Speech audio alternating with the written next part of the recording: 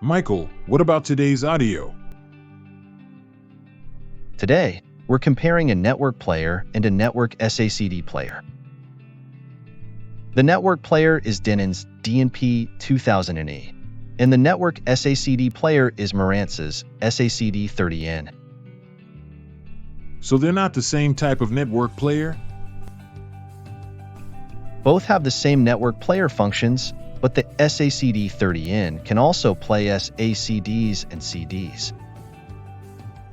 Then, isn't the SACD30n better? Not necessarily. Many users nowadays don't own CDs or SACDs. For those people, the disk mechanism would be unnecessary. The DNP2000NE was released for those who don't need disks. So, what was the result? The DNP2000NE has a warm sound with emphasis on the mid and low frequencies, while the SACD30n has a clear, delicate, and cool high range.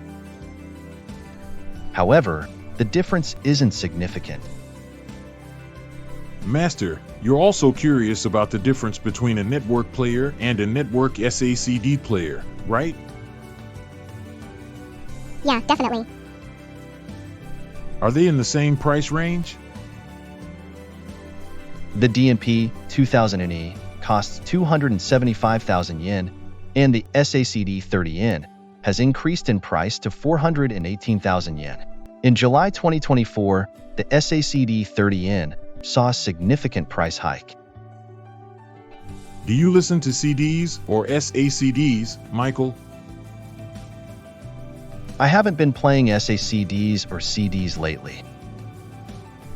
But around 2020, when the SACD30n was released, I still used discs, so it was handy to have both network and disk playback capabilities. So, why did you buy the Denon DNP2000NE, which can't play discs?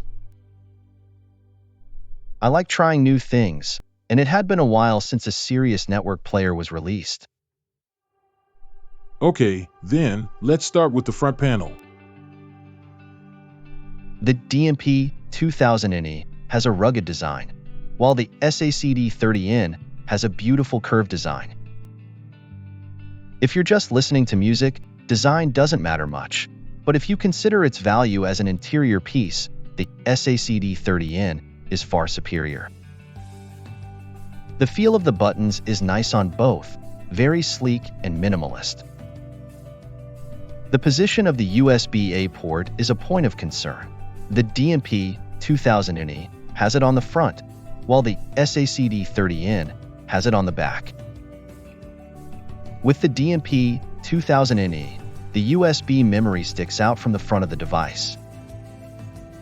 It's easier to insert USB memory with a front port, but the protrusion can be annoying.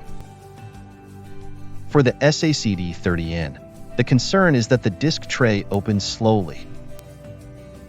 However, this slowness only happens once when switching inputs from network playback to disk playback. After that, the tray's movement isn't slow.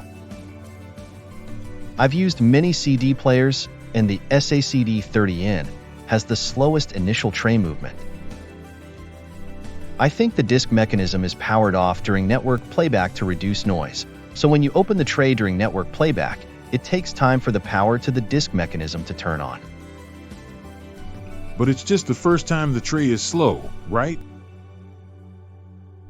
Yes, but after closing and opening trays for around 30 years, I'm used to a certain timing.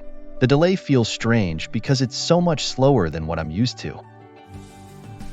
Interesting. Another issue is the loud spinning noise during disk playback. It's better to have a quieter disk spin when playing music at low volumes. Also, the red LED that lights up when the DNP2000NE is powered off is quite bright. I understand it lighting up green when powered on, but I question the need for it to light up red when off. Yeah, having an LED light up when the power is off seems unnecessary. Another thing about Denon products is that the green LED when powered on is quite bright. For example, the PMA 1700NE has 3 green LEDs on when Source Direct is enabled. Light isn't necessary when listening to music. If there has to be light, softer lighting would be better. Audio equipment should highlight sound, not light. Michael, you're very particular about audio equipment. It's my hobby. Next, the remote control. The SACD30n has a much higher quality feel. The DNP-2000NE has a cheap plastic feel. The power cables are the same for both, neither particularly good nor bad. Now, for the rear panel explanation. They're almost identical. As I mentioned earlier, the USB-A port is on the back of the SACD30n. Since Denon and Marantz are part of D&M Holdings, they share many components.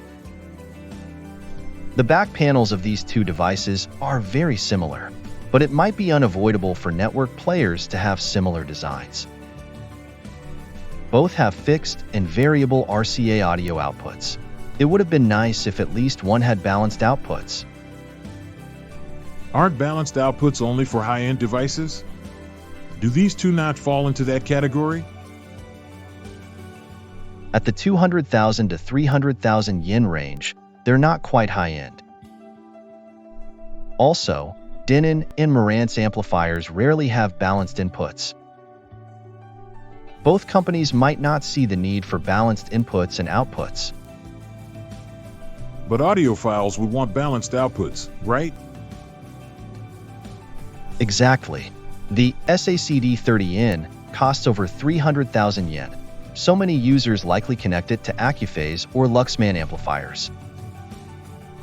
Balanced outputs would be appreciated in such cases. Given the current market, where standalone players are rare, it's fortunate that Denon and Marantz still offer such devices. It's a bit of a lonely era for audio equipment.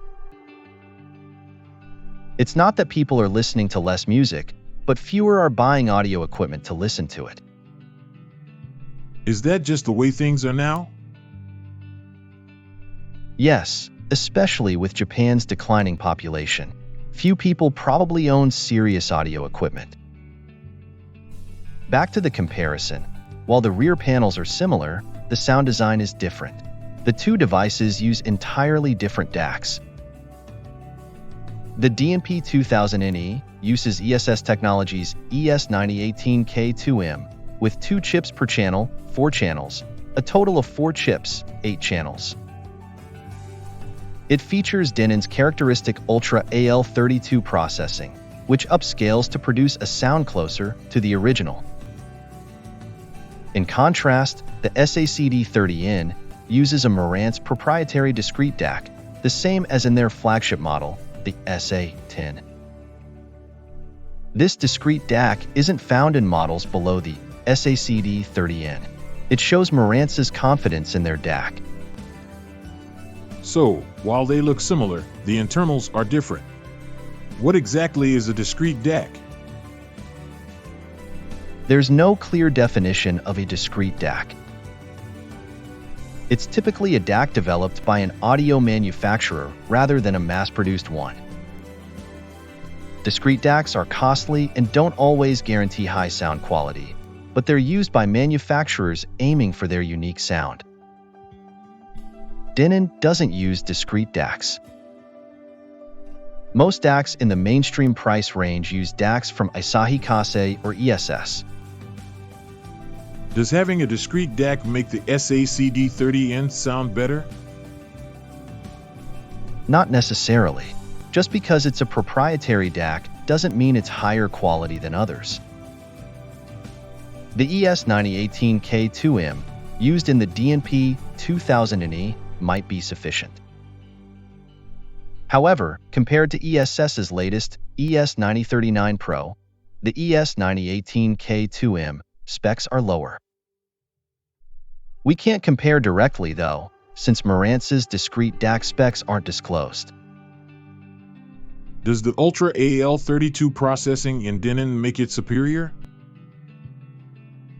The Denon DAC amplifier, PMA 1700NE, we talked about before uses advanced AL32 processing plus for upsampling. Ultra AL32 processing offers even higher performance. It upscales to a maximum of 1.536 MHz and expands to 32-bit. The numbers indicate a finer digital conversion, but whether this level of detail is perceivable to the human ear is another question. Is upsampling really effective? Well, CD quality is 44.1 kHz, 16-bit, which is probably sufficient. Below this, differences are noticeable, but I often can't tell if high-res audio at 96 kHz, 24-bit is better than CD. Some CD quality sources sound very high quality. It seems more dependent on the recording quality than on upsampling. So, higher numbers don't necessarily mean better sound? You need at least the same frequency and bit depth as CD, but beyond that, the differences might not be significant. That makes sense. What equipment did you use? I used Amazon Music as the source, connecting each player to an Accuphase E380 and BNW-705S3 speakers. Finally, which do you prefer, Michael? As I said, the DNP-2000NE has a warm, energetic sound, while the SACD30n is cooler. The difference is slight. If you won't use discs, go with the DNP2000NE. If you might use discs, the SACD30n is better. Master, which do you want, the DNP2000NE or the SACD30n? I'm not sure.